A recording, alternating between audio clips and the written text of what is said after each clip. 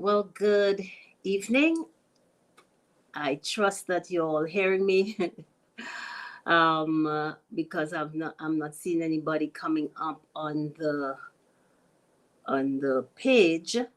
So I'm just trusting that I am on um, and that everything is going okay. So if you're there, come on and let me see you. Um, we are, of course, streaming from we're streaming from Ashley Estrada Ministries, but this is Let's Talk with Marcia Estrada. So at this time, I'm going to look to see how many of you are seeing this and coming on, and hopefully we will have a good time this evening. So let's get ready. If you're coming on, please make sure you share. Make sure you okay, I see there are a lot of you on. Make sure you share, make sure you like, and make sure that you invite somebody. So I'm seeing, yeah, thank you, Colin. Colin says it's loud and clear. Good. Foster Camille, how are you doing? So good to see you, my dear. God bless you. Trust that all is well with you. I think the problem is that I have not put the chat. Is it the chat? I wish my husband. Ah, yeah, okay. Oh, thank you. Hi, Gemma. Good to see you. Good to see you, Brenda.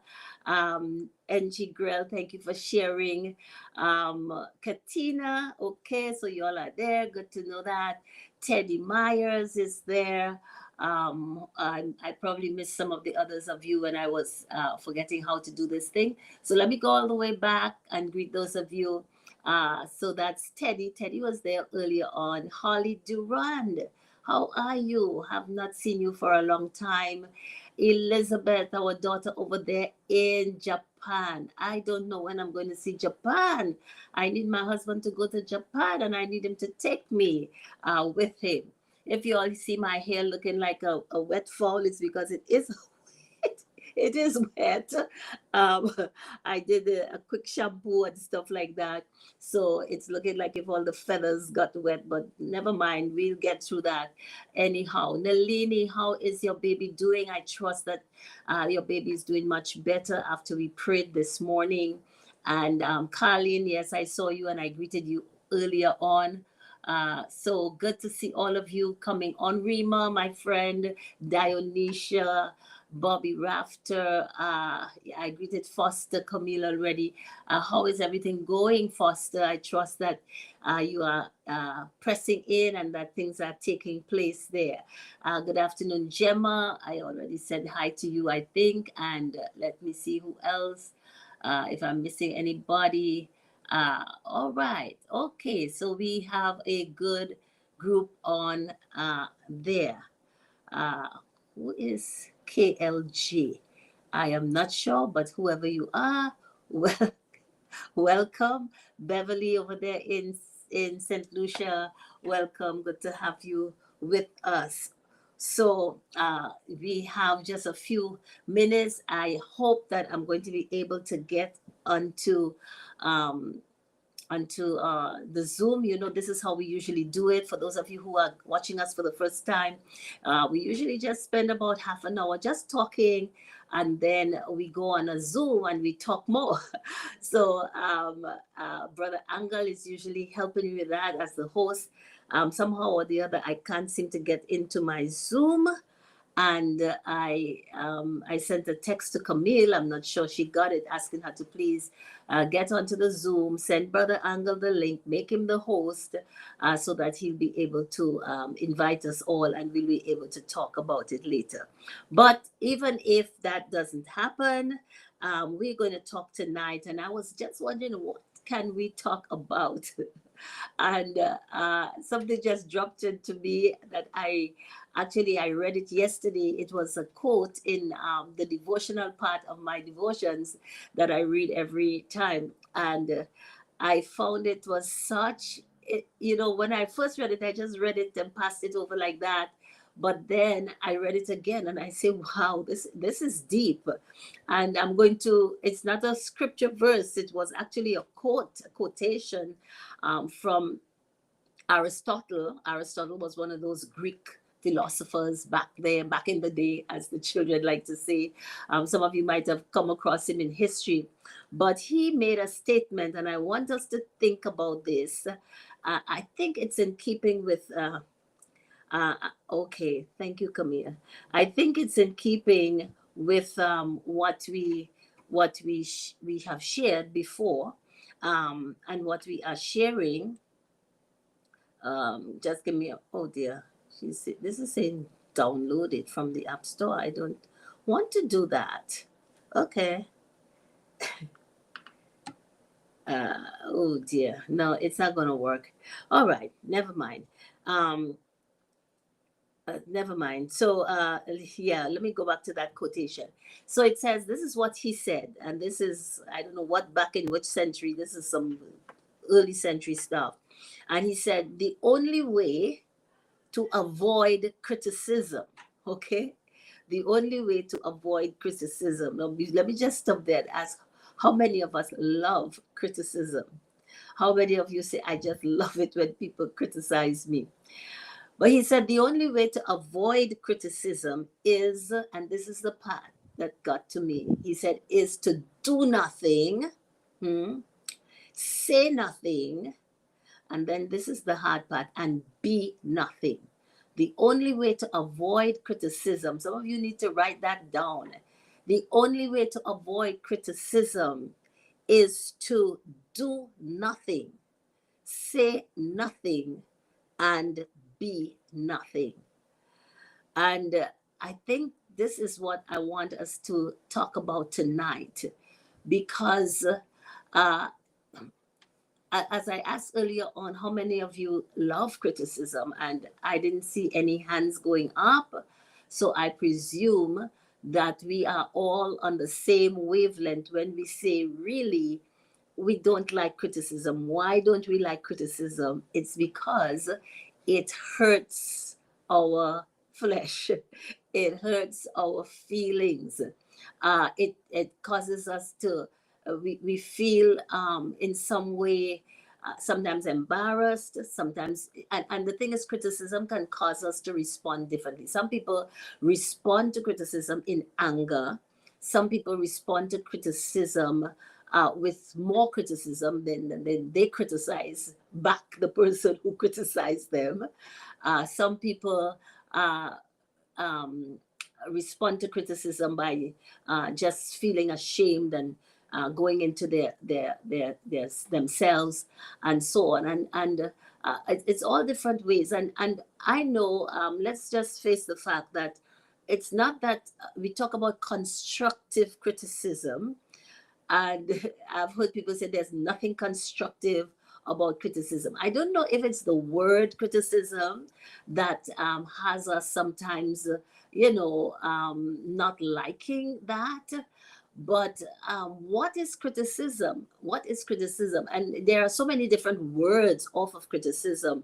There's critique. We have people who critique certain shows. They critique certain people's wardrobes. They critique certain movies and stuff like that. So there are some people that go into restaurants to critique that restaurant. So in a case like that, it is looking at something somebody else has done or is doing with the intention, actually, it's a good intention. It's with the intention to be able to help that person to do that thing better or make whatever adjustments are needed in order for that person's work or production or whatever it is to be better. Okay? So, criticism is not necessarily bad. um, it all depends on the response that we get out of it. It all depends on how we respond to it. It could be good or bad. Um, Criticism, if it is not properly formulated, properly approached, and so on, can have very negative results, of course. And and no one wants to or ought to live with being criticized all the time. This can cause big rifts, big gaps in relationships, whether it is with your parents and children, whether it's between spouses, whether it be with friends, whether it's an employer-employee relationship. If the person feels that they are constantly being criticized and they can't do anything right, and there is not enough praise to offset the criticism, then it can have a very negative effect. The other thing about criticism we have to note is that if we are so thin skinned, as they say, that we cannot uh, receive criticism, we cannot seriously evaluate if somebody criticizes us or criticizes our work or criticizes something about us, that if we cannot evaluate and say, hey, let me take a look at this, let me see if there is a measure of truth in this, and let me see how I can make adjustments to change so that I can do better. If we don't, if we are unable to respond like that, then it means to say that we have not learned the value of criticism, and we have not learned how to take criticism and turn it around for our good. Okay? And but let's get back to this statement by Aristotle. And he was saying the only way to avoid criticism, because there are some people who would do anything to avoid criticism. People who are, you call them people pleasers, or they're always running after, trying to please everybody in order to avoid criticism. There are some people who avoid at all costs. They don't want to be criticized, and that is what that happens when and it brings up what Aristotle said, where he said the only way to avoid it is to do nothing, because if you're doing nothing, there's nothing to criticize except the fact that you're doing nothing. But if you do nothing, then it means to say it eradicates the possibility of you making a mistake. And some people are so afraid to make mistakes that they do nothing.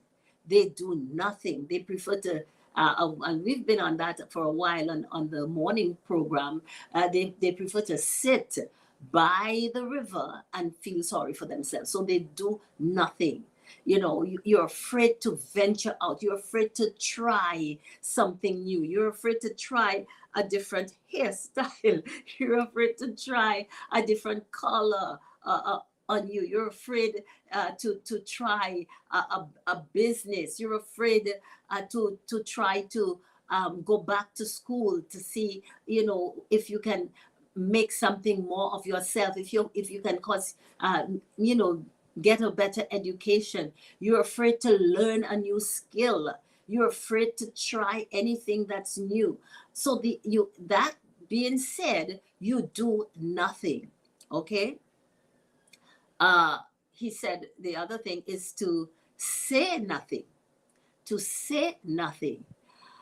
And just recently I've been wondering, I'm trying to put it in a way that I don't sound political, but I've been asking myself, is there no voice that can arise right now and to speak out about some things that are not right, some things that are, scary, to tell you the truth? Is there no voice? Is there no voice that is arising? And as I thought about it, I said, the reason why no voice is arising, or I haven't heard them, maybe I'm not listening to the right channels or something like that. But the reason why we are not getting any a strong enough voice, let me put it like that, a voice that can be effective enough, is because people are afraid to be criticized. People are afraid that other people would not like what they say, and so they say nothing. And this happens, and it doesn't have to be in a political scenario. Sometimes you might hear somebody saying something about somebody else, or about a particular race, or about a particular group of people. I was reading this morning where Barak, I think that's his name, or Balak, or whatever his name was, had called Balaam and wanted him to curse Israel, wanted him to pronounce a curse on Israel. And Balaam said, I can only speak what God tells me to speak. Now he worked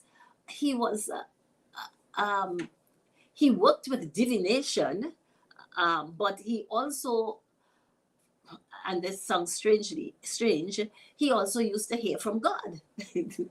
so um, so the king at that time called him and said, listen, there is a people, and look, they're just spreading out all over the place, and I want you to curse them.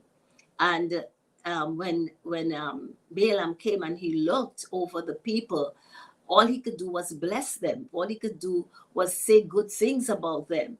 Well, what am I trying? How does this relate to the criticism? Sometimes you might hear somebody saying something against a particular uh, particular community, against a particular minister, against a particular individual.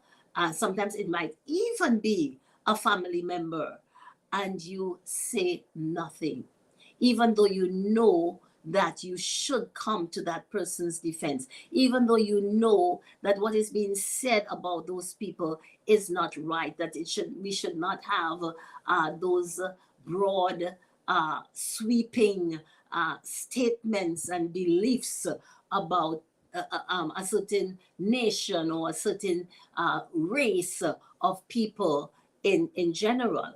But because we are afraid of criticism, especially if we are in a group that we know are of that same persuasion as the individual who leveled the criticism at that person or at that race or at that nation, we remain quiet. We don't say anything because we don't want now to become the brunt of criticism ourselves. So we are afraid. And so rather than open our mouth and stand up for somebody else that is being taken advantage of, we withdraw, we keep quiet, and we say nothing. And the last thing he said, and this is the part that ought to challenge every one of us, it's this thing about being nothing. Being nothing. We are human beings. We are supposed to be, you know. We are not, somebody said we are not human doings, you know. And this is for those of us who are always having to be on the go doing something and not spending sufficient time to just allow ourselves to find out who we are, to discover our purpose, to discover what God is saying about us. But that's another talk. But Aristotle said the only way to avoid criticism is to be nothing. And it is so true. I was also reading in my devotions this morning where Jesus had to tell the people, he said this to the Pharisees and the religious people. He said, you are like children who said, we wanted to play wedding and you didn't want to play wedding. We wanted to play funeral and you didn't want to play funeral. And he said, you are like that. He said, because John the Baptist came and he was not eating, he was not drinking, he was, off there by himself in the desert. And you wanted to say he has a demon, he's demon possessed, he has a devil. He said, I, the Son of Man, I come and because I am eating and I'm drinking and I'm fellowshipping with people, you say that, I am a friend of sinners and stuff like that. And it is so true. It doesn't matter. Listen, if you're rich, you will be criticized. People will feel, oh, how did you get that money? You must have done something wrong. You're probably doing wrong things. You're probably taking advantage of people. So you get criticized. If you are poor, some people will criticize you. They'll say the reason you're poor is because you're lazy. The reason you're poor is because you have no initiative and stuff like that. If you go ahead and you buy yourself a new vehicle or buy yourself a home, people will feel, oh, you're unwise. Why would you do that at a time like this? You will get criticism for that. If you don't do anything, people will still criticize you. And so he says the only way to avoid criticism is to be nothing. Because regardless of who you are, regardless of how you portray yourself, it's always going to engender a level of criticism from people. So what do we do then? How do we counteract this? Well, I will say the only thing is to realize that criticism will come. Jesus put it this way. He says, offenses, as long as you're in the world, offenses will come. What did he mean by that? People will offend you. how will people offend you? People will offend you by criticizing you, by saying things about you, or acting in a certain way towards you that is not it doesn't, how should I say, your flesh is not enjoying it. And so he says, offenses will come. But he said, the thing is, we have to learn that how do we respond to an offense. We can respond to an offense in a way that will either uh, make us better or make us bitter. We can either respond to an offense, and for the sake of what we're saying tonight, a criticism, by allowing it to make us better or make us bitter. Well, I choose for it to make me better. And somebody should do that. I forget, sometimes I don't ask you to post things, but somebody go ahead and post and say, I choose to allow criticism to make me better. Because bitter people are not nice to be around. Bitter people are always spewing out hateful things, always spewing out things that, as they say, they create a toxic environment around them. Bitter people themselves find fault with everybody else around them. It's as if nobody can ever do anything right because they are so bitter. But when you become better, you look for the good in people, you look for the best in people. And sometimes doing that does not always turn out right. Sometimes you might get disappointed, sometimes you might be hurt, and so on. But it doesn't mean to say that we stop being who we are. We stop being people who believe the best and hope for the best and expect the best. That we stop being people who are optimistic, people who are always in expectation that something good is going to happen, because we understand that the things that come our way, the criticisms that come our way, they are evidence that we are alive. They are evidence that we are doing something. We might be stepping on somebody's toes, and so as a result of it, they bark at us and they hit back at us. We might be actually, saying something that causes a person to have to really sit up and examine themselves, and they don't like it, so they hit back with a criticism. We might be advancing and getting better and growing more and getting more prosperous or whatever it is, and because of it, it elicits in other people sometimes jealousy, sometimes I don't know, anger, frustration, or whatever it is, but because they see that we are making strides, or we refuse to stay where they are, and just cry and just weep and just find fault with everything that's going on in our lives and stuff like that. And because of that, they level criticism at us. So let me ask you now, how many of you value some criticism? How many of you will value the fact that somebody has criticized you? It means to say that you are either doing something, saying something, or being something, because if you were not, it will not in any way affect anybody, and there will not be anything left to when I say left, I mean there will be nothing for anybody to talk about concerning you.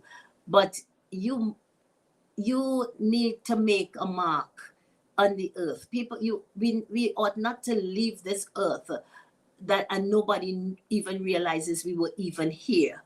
The people who make a mark in history, they are all people who either said something, did something, or were something. Some of them bad, but some of them were bad and evil and wicked, but at least people know they were here. Don't let's just drift through life aimlessly. Don't just be like something that's just on the water, and however the water is going back and forth, you're just there floating around. Don't let's be like that in life. Make some waves yourself. Make some waves. Do something different. Surprise somebody sometimes. It might be just a simple thing that you did for them, or a simple thing that you did for yourself. But surprise somebody sometimes, and let us not just be satisfied to just exist rather than to live life. Let's live life to the fullest because of the fact that God Himself has given us life, and God Himself has given us a purpose, and God Himself has said that we are valuable to Him and that He values us and the contribution that we can make to His kingdom. Well, that's all I have tonight, and I would have loved to have been able to go into a Zoom, but as I said, for some reason I could not get into my Zoom, which is Let's Talk. I am in another Zoom, and I'm trying to get out and to get into Let's Talk, but I haven't been able to do it. So I'm going to have to stop here tonight. Maybe next week, Monday, the Lord willing, I can pick up on this. And those of you who have been on, all how many of you, 40 of you that I'm seeing so far, maybe we can pick up from there, and we will have our Zoom, and you'll be able to talk more about it. But in the meantime, I'm going to have to say goodnight to everybody, and to thank all those of you who took time out from your evening. You could have been watching TV. You could have been watching some kind of a season 1, season 2, or season 3 of something, but you took time to be with me this evening, and I do appreciate the fact. I love all of you, and let's continue to talk. Amen. God bless you. See you again next week, Monday, the Lord willing, same time. And I will be coming to you at that time from St. Thomas, okay, in the Virgin Islands. God bless. Have a wonderful rest of your day.